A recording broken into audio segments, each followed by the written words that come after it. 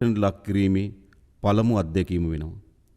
රටම සතර දිග්භාගයෙන් යටවුණු සහ ආපදාවට ලක් වූ තත්ත්වයක් තුළ මේ අතිශය දුෂ්කර ව්‍යායාමය ජයගත යුතුව තිබෙනවා. මේ අකාරුණික ස්වභාවික ව්‍යසනයට අපේ කුඩා දූපතම සසල කළ හැකි වුණත් ஒரு நாடென்ற வகையில் நாம் வரலாற்றில் மிக பெரிய மற்றும் மிகவும் சவாலான இயற்கை பேரழிவுக்கு முகம் கொடுத்துள்ளோம் என்பதனை நாம் அறிவோம். இந்த நாட்டு வரலாற்றில் மிகவும் சவாலான மீட்பு நடவடிக்கை நாம் ஆரம்பித்துள்ளோம் என்பதனையும் அறிவோம். முழு நாடும் பேரழிவுக்கு உட்படுத்தப்பட்ட முதல் அனுபவம் இது. நாலா பக்கத்திலிருந்தும் முழு நாடும் நீரில் மூழ்கி பேரழிவினால் பாதிக்கப்பட்டுள்ள நிலையில் இது மிகவும் கடினமான ஒரு செயற்பாடாகும். இதனை நாம் வெற்றி கொள்ள வேண்டும். இந்த கொடூரமான இயற்கை பேரழிவினால் எமது சிறிய தீவை உழுக்க முடிந்தாலும் இந்த நாட்டு மக்களின் மனிதநேயத்தையும் உறுதியையும் எந்த வகையிலும் அசைக்க முடியாது என்பதனை இது மீண்டும் ஒரு முறை நிரூபித்துள்ளது. எனது அன்பான பிரஜைகளின் அசைக்க முடியாத தைரியத்துடன் இந்த நாட்டை மீண்டும் கட்டியெழுப்ப முடியும் என்று நாங்கள் ஆணித்தரமாக நம்புகின்றோம். அன்பான பெற்றோர்களே, சகோதர சகோதரிகளே, இந்த பேரழிவில் இறந்த அனைவரையும் மீண்டும் உயிர்ப்பிக்க முடிந்தால் எந்த சூழ்நிலையிலும் அதை செய்வதற்கு நாங்கள் இருமுறை யோசித்திருக்க மாட்டோம். ஆனால் நாம் யதார்த்தத்தின் வேதனையான உண்மையை எதிர்கொள்ள வேண்டும். இழந்தவர்கள் தொடர்பான வேதனையை என்றென்றும் எம்மோடு இருக்கும். இறந்தவர்கள் அனைவரும் நமக்கு ஒரு இலக்கமல்ல. ஒவ்வொரு உயிருக்கும் ஒரு பெயர், ஒரு முகம் மற்றும் ஒரு கதையுள்ளது. இறந்த அனைவரின் குடும்பத்துக்கும் எங்கள் ஆழ்ந்த அனுதாபத்தை தெரிவித்துக் கொள்கின்றோம். இந்த அனுதாபத்துடன் மட்டும் நின்றுவிடாமல் அந்த உயிர்களை அந்த குடும்பங்களுக்கு திரும்ப கொண்டு வர முடியாவிட்டாலும் ஏனைய அனைத்தையும் வழங்க நாங்கள் அர்ப்பணிப்புடன் செயற்படுகின்றோம். அதே போன்று காணாமல் போன அனைவரும் உயிரோடு இருக்கின்றார்கள் என்று நாங்கள் நம்புகின்றோம். இந்த அனர்த்தத்தால் பாதிக்கப்பட்ட பலருடைய துன்பத்தை தணிக்கவும் பாதிக்கப்பட்டவர்களுக்கு பக்கபலமாக இருப்பதற்காக முன்வந்த அனைவரையும் நான் அன்புடன் அரவணைக்கின்றோம். இந்த அனர்த்தத்தால் பாதிக்கப்பட்ட பலருடைய துன்பத்தை தணிக்கவும் பாதிக்கப்பட்டவர்களுக்கு பக்கபலமாக இருப்பதற்காக முன்வந்த அனைவரையும் நாம் அன்புடன் அரவணைக்கின்றோம். இயற்கை அனர்த்தங்களை முறையாக கட்டுப்படுத்த முடியாத போதும் ஏற்படக்கூடிய அனர்த்தங்கள் மற்றும் அவசர நிலைமையை உரிய வகையில் முகாமைத்துவம் செய்தல், பழைய நிலைக்கு அல்லது முன்னரை விட சிறந்த நிலைக்கு மீண்டும் கட்டியெழுப்பும் 3 செயல்முறைகள் முக்கியத்துவத்தை அரசாங்கத்துக்குரியது. அதற்கு தேவையான மற்றும் சாத்தியமான நடவடிக்கைகள் எவ்வளவு கடினமாக இருந்தாலும் அதனை மேற்கொள்ள எதிர்பார்க்கின்றோம். இந்த அனர்த்தத்தை எதிர்கொள்ளும் பொழுது மட்டுப்படுத்தப்பட்ட வசதிகள் மற்றும் கருவிகளை கொண்ட ஒரு நாட்டில் நம்மிடமுள்ள விலை மதிப்பற்ற மனித வளம் வேறு எதனையும் விட மதிப்பு மிக்கது என்பதனை நாங்கள் மீண்டும் மீண்டும் உறுதிப்படுத்தியுள்ளோம். தன்னம்பிக்கை நிறைந்த மற்றும் அனர்த்தத்தின் போது விட்டுச் செல்லாத அனைத்து சந்தர்ப்பங்களிலும் உள்ள மன உறுதியோடு எமது நாட்டு பிரஜைகள் தொடர்பில் நாம் பெருமை அடைகின்றோம். நாம் இதுவரை கண்டிராத மிக பெரிய மறுசீரமைப்பு முன்னெடுப்பு மற்றும் மீள கட்டியெழுப்பும் பணியை எதிர்கொள்ள வேண்டும் என்பதனை நினைவு வைத்துக் கொள்ள வேண்டும். அழிவின் அளவை மதிப்பிடுவது மிகவும் பாரதூரமானது. ஆனால் வெள்ளம், புயல் அல்லது ஏதேனும் பேரழிவுக்கு பின்னர் நம் நாட்டு மக்களின் முதல் பணியாக அனர்த்தத்தினால் பாதிக்கப்பட்டவர்களின் உயிர்களை காப்பாற்றுவதும் அவர்களுக்கு தேவையான உடனடி நிவாரணத்தை வழங்குவதாகும். அதற்காக எங்கள் முழு அரச பொறிமுறையையும் மிகவும் திறமையாக வழிநடாத்த முயற்சிக்கின்றோம். குறிப்பாக எங்கள் முப்படையினரும் போலீஸ் உத்தியோகத்தர்களும் உயிரை துச்சமாக மதித்து இந்த பணியில் துணிவோடு செயலாற்றினார்கள். அவர்கள் தொடர்பில் பெருமை அடைகின்றோம். அதே போன்று அமைச்சுக்களின் செயலாளர்கள் முதல் கிராம அலுவலர்கள் வரை முழு அரச பொறிமுறையும் இந்த பணிக்காக மிக விரைவாக தலையிட்டு பாதிக்கப்பட்ட மக்களை மீட்பதற்கு பாரிய பங்காற்றி வருகின்றனர். அவர்கள் அதை தங்கள் கடமைக்கு அப்பாற்பட்ட ஒரு மனிதநேய பணியாக உணர்ந்து அர்ப்பணிப்புடன் தங்கள் பங்களிப்பை செய்கின்றனர். அவர்களுக்கு நாம் நன்றி கூற வேண்டும்.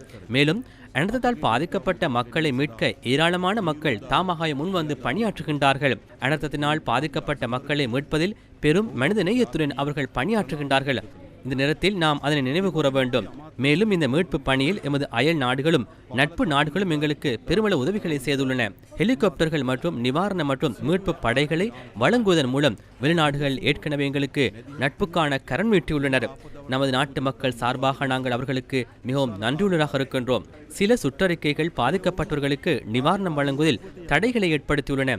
அந்த சுற்றறிக்கைகள் அனைத்தையும் நாங்கள் மாற்றி அமைத்து அவர்கள் எங்கு இடம்பெயர்ந்தனர் அல்லது எங்கு வசிக்கிறார்கள் என்பதனை பொருட்படுத்தாமல் அனைவருக்கும் அரசாங்கம் நிவாரணம் வழங்க வேண்டும் என்ற நோக்கில் ஒரு திட்டத்தை தயாரித்துள்ளோம். சில சுற்றறிக்கைகள் அதிகாரிகளுக்கு தேவைக்கேற்ற பணத்தை பயன்படுத்துவதற்கு தடைகள் ஏற்படுத்தியுள்ளன. ஒரு பிரதேச செயலாளருக்கு 500 லட்சம் ரூபாய் வரை செலவிட அனுமதி அளித்துள்ளோம். மேலும் கடந்த வரவு செலவு திட்டத்தில் நிறைவேற்றப்பட்ட நிதி ஒதுக்கீட்டில் 3000 கோடி ரூபாய் எங்களிடம் உள்ளது. அதனை நாங்கள் பாராளுமன்றத்தில் அனுமதியின்றியே செலவிட முடியும். அதனை இந்த செயற்பாட்டுக்காக ஒதுக்கியுள்ளோம். மாவட்ட செயலர்களுக்கு எவ்வளவு பணம் தேவையோ அதையெல்லாம் வழங்க தேவையான ஏற்பாடுகளை செய்துள்ளோம். 2025 வரவு செலவு திட்டத்தில் ஒதுக்கப்பட்ட நிதி போதுமானதாக இல்லாவிட்டால் குறை மதிப்பீட்டினூடாக மேலும் நிதியை வழங்கலாம். வழங்கியுள்ள நிதியின் மூலம் இடம்பெயர்ந்த மக்களுக்கு உணவு சுகாதார உதவிகளை வழங்க முடியும் என்று நாங்கள் நம்புகின்றோம். மேலும் இந்த அனர்த்த சூழ்நிலை காரணமாக ஏராளமான அத்தியாவசிய சேவைகள் மற்றும் உட்கட்டும் வசதிகள் அழிவடைந்துள்ளன. பல பகுதிகளில் மின்சார வலையமைப்பு சேதமடைந்துள்ளது. தகவல் தொடர்பு வசதிகள் அழிந்துள்ளன. பிரவேச வீதிகள் அழிவடைந்துள்ளன. இதுபோன்ற பல உட்கட்டமைப்பு வசதிகள் மற்றும் சேவைகள் அழிவடைந்துள்ளன. உட்கட்டமைப்பு வசதிகள் மற்றும் சேவைகளை துரிதமாக மீளமைக்க நடவடிக்கை எடுத்துள்ளோம். அனர்த்தங்களால் பாதிக்கப்படாத பகுதி ஊழியர்கள் இதற்காக பயன்படுத்தப்பட உள்ளனர். அமைச்சுக்களுக்கு நிறுவனங்களுக்கு வேறு பணிகள் இருந்தாலும் பிரதான பணியாக கருதி இந்த உட்கட்டமைப்பு வசதிகளை மீள கட்டமைப்பதற்காக நாம் ஏற்கனவே திட்டம் ஒன்றை தயாரித்துள்ளோம். மின்சார சபை, நீர் வழங்கல் மற்றும் வடிகால் அமைப்பு சபை, தகவல் தொடர்பு நிறுவனங்கள் மற்றும் வீதி அபிவிருத்தி அதிகார சபை போன்ற அத்தியாவசிய நிறுவனங்களோடு நெருக்கமாக பணியாற்றுவதன் மூலம் தேவையான பங்களிப்பையும் வழிகாட்டுதலையும் நாங்கள் வழங்கி வருகின்றோம். அதனால் மிக குறுகிய காலத்துக்குள் இந்த உட்கட்டமைப்பு வசதிகள் மற்றும் சேவைகளை முழுமையாக செயற்படுத்த முடியும் என்று நம்புகின்றோம்.